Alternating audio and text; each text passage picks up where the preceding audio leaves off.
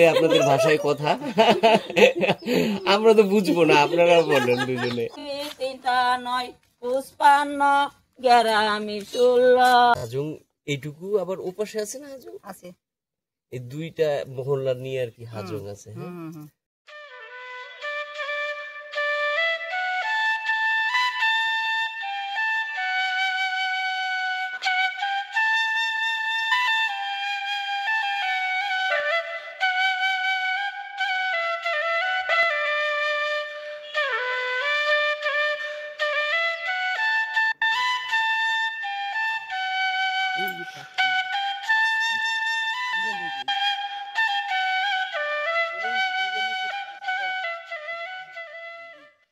আসসালামু আলাইকুম প্রিয় দর্শক, এই মুহূর্তে যারা দেশ এবং দেশের বাইরে থেকে আমার এই ভিডিওটি দেখছেন সবাইকে স্বাগতম। আমি এখন আছি ময়মনসিংহের গারো পাহাড়ের পাদদেশে অবস্থিত হাজং আদিবাসীদের গ্রাম মন্ডলিয়া পাড়ায়।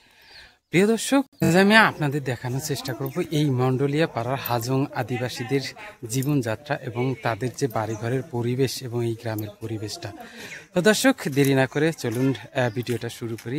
আর আপনি যদি আমার চ্যানেলে নতুন হয়ে থাকেন তাহলে রিকোয়েস্ট করব অবশ্যই সাবস্ক্রাইব করে বেল আইকনটি বাজিয়ে রাখুন। প্রিয় দর্শক, এই মন্ডলিয়া পাড়ায় আসার পর আমরা যেটা বুঝতে পারলাম, এখানে এই গ্রামটা দুটি ভাগে বিভক্ত হয়েছে। একটা হচ্ছে বেলতৈল আর একটা হচ্ছে মন্ডলিয়া পাড়া। তো আমরা চেষ্টা করব দুইটা গ্রামে এখানে ভিজিট করার জন্য এবং দেখার জন্য। আর দেখুন দর্শক, এই যে গ্রামের শুরুতেই আমরা দেখলাম এখন এই হাজং জনগোষ্ঠী অনেকটাই উন্নত জীবনযাপন করে, মানে ম্যাক্সিমাম মাটির বাড়ি যে অবস্থা অনেক মসৃণ এবং সুন্দর এবং পরিষ্কার তারা, এবং এর পাশাপাশি অনেক টিন শেড এবং বিল্ডিং বাড়িও এখানে আছে। আপনারা দেখতে পাচ্ছেন মাটির বাড়িগুলো অনেক সুন্দর। তাছাড়া ওনারা এখন এই যে গবাদি পশু এবং কৃষি কাজের উপর অনেকটাই জোর দেওয়ার কারণে তাদের কিন্তু এখন জীবনমান অনেকটাই উন্নত এবং অনেকটাই ভালো।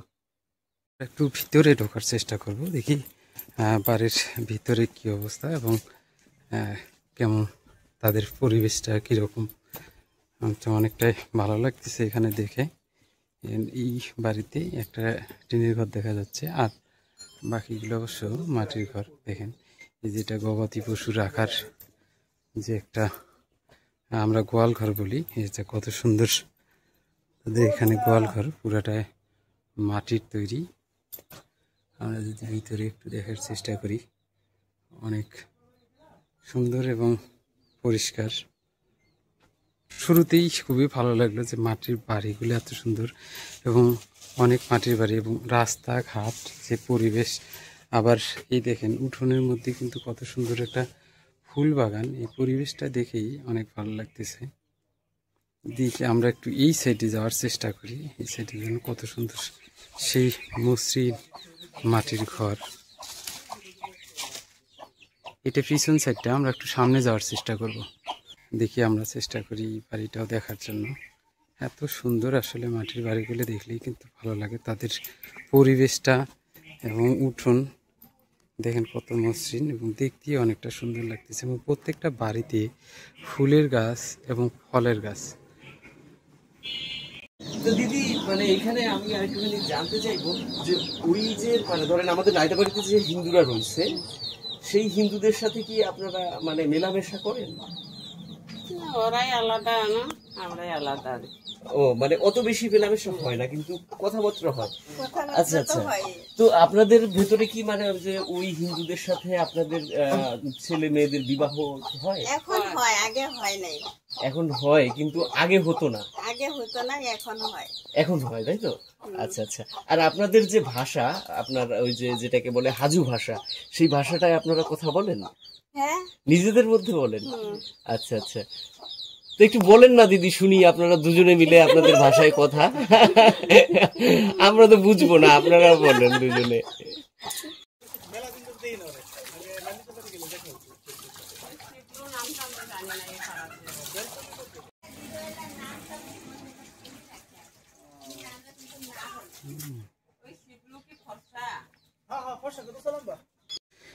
প্রিয় দর্শক, আমরা এই যে বেলতৈল যে অংশটা, এই অংশটা দেখানোর চেষ্টা করলাম। চলুন আমরা এখন মন্ডলীয় পাড়ার দিকে একটু যাই, দেখি মন্ডলীয় পাড়ার কি অবস্থা। চলুন। আর এই হলো ওখানকার পরিবেশ এবং অনেক সুন্দর। তারা এখন অনেকটাই কিন্তু এই যে গবাদি পশুর প্রতি নির্ভরশীল এবং এতে প্রচুর লাভজনক, যেহেতু এটা গারো পাহাড়ি এলাকা, যার কারণে এখানে চারণভূমিও কিন্তু অনেক, যার ফলে তাদের এই গবাদি পশু পালনে অনেকটাই সুবিধা হয়। হাজং আদিবাসীদের যে দুইটা পার্টের কথা বলছিলাম আমরা, আর একটা পার্ট এটা ওদেরই একটা গ্রাম, এই গ্রামের মধ্যে দুইটা পার্ট, বেলতুল গ্রামটা কিন্তু দুইটা পার্ট। আবার এই গ্রামটার মধ্যে আরও কিছু আছে, যেটা হচ্ছে আমাদের মণ্ডলীয় পাড়া। আমরা এই মণ্ডলীয় পাড়া উপরে দেখার চেষ্টা করব। আমরা এই বাড়িঘরগুলো, আর দেখেন এই প্রত্যেকটা বাড়িতেই কিন্তু এই গবাদি পশু, এবং মোটামুটি 3-4টা করে সবারই কিন্তু এই গবাদি পশু। একটু ঘরগুলো দেখার চেষ্টা করি, মাটির ঘরগুলো। মাটির ঘরগুলো খুবই সুন্দর দেখতে, অনেকটাই।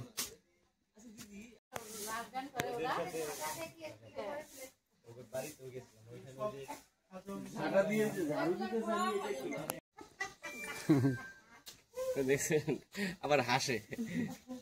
প্রিয় দর্শক, এই গ্রাম ঘুরে দেখলাম এবং আরও কিছু বাড়িঘর আমরা দেখার চেষ্টা করব। জাস্ট এখানে এক দিদি বসে আছে, আমরা এই দিদির সাথে একটু কথা বলবো। দিদি কেমন আছেন? বুড়া মানুষ, কোমর বিষয়, কোমর বিষয়? ও আচ্ছা আচ্ছা। চুগড়ু, ঘুর, কান্ডু, চুটা। আচ্ছা আচ্ছা। তো এই যে আপনাদের যে উৎসবের সময় যে পোশাকটা পরেন, ওই উৎসবের সময়, আপনাদের উৎসবের সময় যে পোশাকটা পরেন, এই পোশাকটার নাম কি?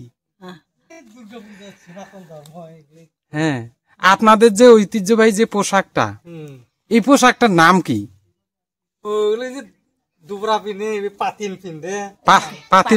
পাতিল বলে।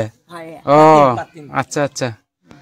তো দাদারা কেমন আছেন এখানে? আপনারা আছেন ভালো না? এই আপনাদের এখন মূল পেশা কি? এখন এখন মূল কাজটা কৃষি করেন, তা বাদে গবাদি পশু এখন প্রচুর পরিমাণে দেখি। এই যে খাইলো আপনার সবজির বাগান। এই যে আপনারা যে এখানে আছেন, আপনাদের জন্মস্থান কি এখানে? এখানে জন্মস্থান। এই আপনাদের কোন বংশোদ্ভূত ভারতে বা গারো পাহাড়ের অনেকে গেছে না? বহুত আছিল, এই সাইডে তো হাজংই ছিল, অন্য অন্য ধর্মের লোক ছিল না বললেই চলে না? এখন অনেকটাই মুসলমান ঢুকে গেছে। যেগুলো আসল না, এই মুসলমান গুলো সব দক্ষিণ থেকে এখন এখানে চলে আসছে, অনেকটা জায়গা কিনছে ওইদিকে, হ্যাঁ জমি বিচে এদিকে হস্তা, যার কারণে অনেকটা এদিকে চলে আসতেছে। জীবনযাত্রার মানটা এখানে আরো উন্নত হচ্ছে আপনাদের। তা আপনাদের কোনো সমস্যা হয় না তো? না, সমস্যা হয় না, কোনো সমস্যা নেই, এমনিতে ভালো আছেন না? এমনি ভালো আছি আমরা। তাই ঠিক আছে দাদা। দর্শক, দাদার সাথে কথা বলে আমরা যেটা বুঝতে পারলাম, অনেক আগে থেকেই দাদা এখানে বসবাস করেন এবং 1947 সালে দেশভাগের আগ থেকেই কিন্তু তারা এখানেই বসবাস করেন। কিন্তু আগে প্রচুর পরিমাণে হাজং বা আদিবাসী যে জনগোষ্ঠী এখানে ছিলেন, এখন অনেকটা মুসলমান পরিবার কিন্তু এই আদিবাসীদের মধ্যে ঢুকে গেছে। তাদের কোনো সমস্যা নাই, বরঞ্চ তারা ভালো আছেন। এখন মুসলমানদের কাছে অনেক কিছু শিখেছেন, যেমন কৃষি কাজগুলো উন্নত কিভাবে করা যায়, এখানে কিন্তু অনেকটাই কিন্তু মুসলমানদের কাছে তাদের কিন্তু শেখা। আর চলুন আমরা আরো কিছু ঘরবাড়ি এবং এই গ্রামের পুরো অংশটাই দেখার চেষ্টা করব, তো সাথেই থাকুন বন্ধুরা। গ্রামীণ পরিবেশ যে সুন্দর হয় দেখুন, কত মসৃণ এবং সুন্দর এই গাছপালা বাড়িঘর দিয়ে এই উঠোনটা, এতে আমরা যেটা গ্রামের ভাষায় বাঙালিটা বলি, এটা খুলি বলি। এত সুন্দর এই জায়গাটা, দেখুন কত সুন্দর লাগে। তো চলুন আমরা একটু আবার এই বাড়িতে যাওয়ার চেষ্টা করি।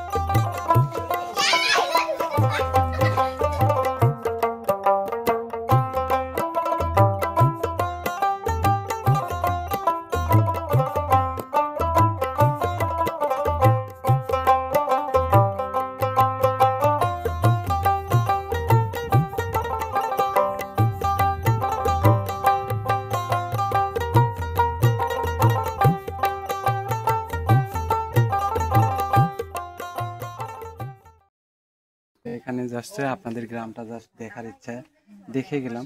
আপনি যদি অনুমতি দেন আপনার ঘরে একটু ঢুকতে চাই।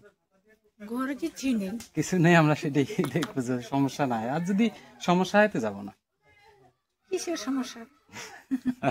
তো থাকেন, আমি খালি জাস্ট দেখে আসি। হ্যাঁ, আচ্ছা দর্শক চলুন আমরা একটু এই দিদির একটা সুন্দর বাসা দেখছি, এই বাসাটা জাস্ট আমরা একটু ভিতরে দেখবো, দিদি বাসাটা কেমন। হ্যাঁ, এদের বাসাগুলো কিন্তু অনেক সুন্দর, দেখেই কিন্তু আপনাদের মন ভরে যাবে। হ্যাঁ, এত সুন্দর মাটির বাসা দেখুন, এটা পুরোটাই কিন্তু মাটির ঘর। এই যে আপনারা দেখতে পাচ্ছেন, এটা হচ্ছে আঙ্গিনা, আঙ্গিনাটাও অনেক সুন্দর দেখতে। চলুন দিদির বাসায় আমরা একটু যাই। এই হচ্ছে দিদির বাসা, বাসাটা সুন্দরই অনেক। লাইট দিয়ে আছে, কারেন্ট আছে, কিন্তু কারেন্ট জ্বলছে।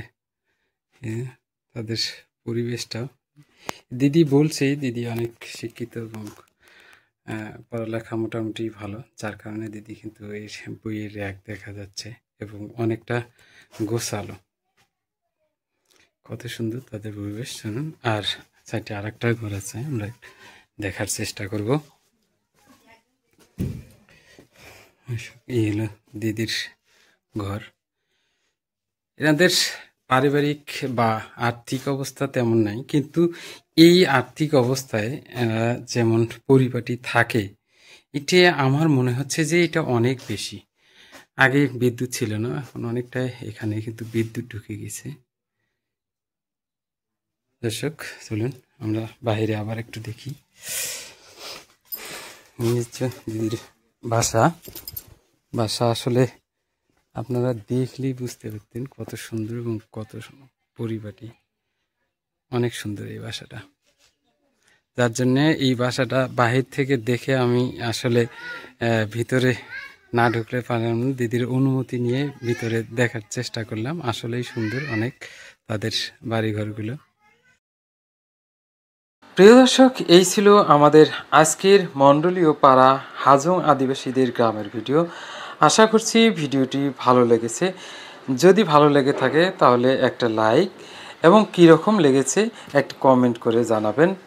আর আপনি যদি আমার চ্যানেলে নতুন হয়ে থাকেন তাহলে অবশ্যই রিকোয়েস্ট করব চ্যানেলটি সাবস্ক্রাইব করে পরবর্তী ভিডিওর জন্য পাশে থাকা বেল আইকনটি অন করে দিন। ধন্যবাদ সকলকে, ভালো থাকবেন।